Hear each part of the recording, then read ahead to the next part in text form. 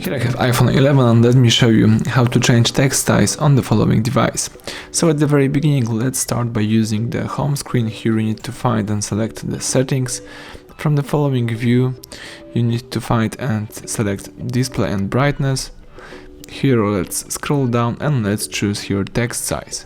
So as you can see, here you can use some dynamic type of the text size, so you can make it bigger, as you can see right here. This is the largest size, or you can make it smaller and use, for example, the following view. So that's it. You can set up your desired size and just go back to use your iPhone. So thank you for watching. Please subscribe our channel, leave thumbs up under the video.